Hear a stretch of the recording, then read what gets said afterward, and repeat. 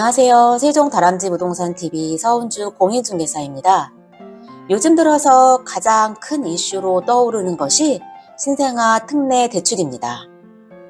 대출의 규모는 26조 6천억 원으로 2024년 주택시장에 가장 큰 영향을 끼칠 것으로 알려지고 있습니다. 특히나 전국에서 가장 젊은 도시인 세종시는 이번 신생아 특례 대출의 대상자들이 많을 것으로 보입니다. 신생아 특례 대출을 받으실 수 있는 대상은 첫 번째로는 2년 이내에 출산한 분으로 혼인 여부와는 관계가 없어서 미혼모도 가능합니다. 하지만 2023년생부터 가능합니다. 소득 기준은 연 1억 3천만 원 이하입니다. 소득 여건은 신청일 기준으로 판단을 하며 근로, 사업, 연금, 이자, 임대, 기타 소득 모두가 포함이 됩니다.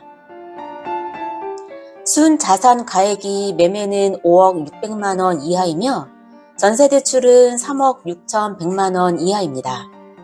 자산은 부부 합산으로 부동산, 금융자산, 자동차 등 모두가 포함이 됩니다. 주거용 부동산의 경우는 주택금융공사 시세 기준으로 평가를 합니다. 이번 대출의 가장 기본은 출생한 신생아 기준이라 임신 사실만으로는 안 됩니다.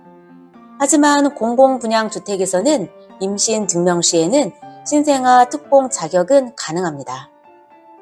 주택의 조건으로는 매매는 9억 원 이하의 주택이 대상입니다. 전세는 수도권은 보증금이 5억 원 이하이고 그 외 지역은 4억 원 이하입니다.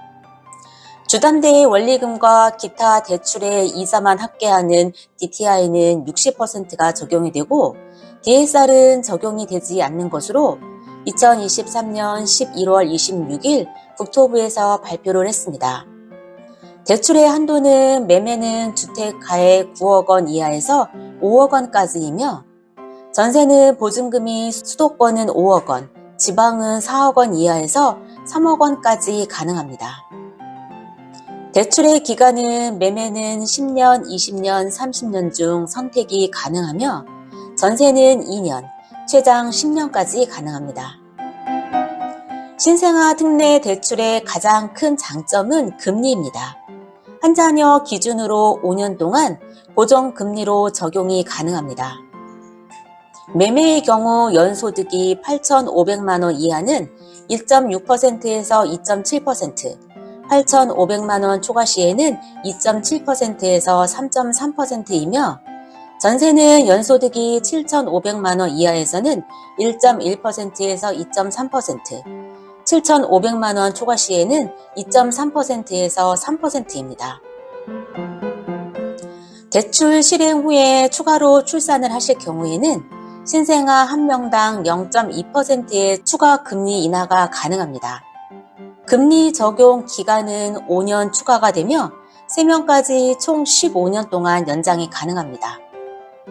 1주택자의 경우 대환 허용의 여부는 신규 구매는 적용되지 않지만 이미 받은 대출권의 대환은 현재 고려 중이라고 합니다. 아직은 정확한 세부 지침들이 안 나와서 좀 더 기다려 보셔야 할 듯합니다.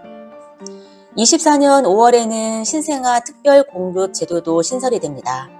정부는 연 7만 가구 수준의 공공 민간주택을 공급하기로 했고 특히 공공 분야의 경우 혼인 여부와 무관하게 입주자 모집 공고일 기준 2년 이내에 임신이나 출산을 한 가구를 대상으로 특별공급 자격이 주어집니다. 또한 민간 분양에서는 생애 최초나 신혼부부 특별공급 중에 20%를 출산 가구에 우선 공급하기로 했습니다. 다정동 가온마을 1단지 전용면적 84제곱미터가 얼마 전에 6억 원에 매매 거래가 되었습니다. 요즘 들어서 가장 저렴한 매매가입니다. 같은 평형의 전세는 2억 중후반에 계약이 되고 있습니다. 신생아 특례 대출을 이용하신다면 저렴한 금리로 매매나 전월세를 구하실 수 있습니다. 기준들을 잘 살펴보시고 대상이 되신다면 놓치지 마시고 꼭 이용해 보시기 바랍니다. 지금까지 세종 다정 최고부동산 서은주 공인중개사였습니다. 감사합니다.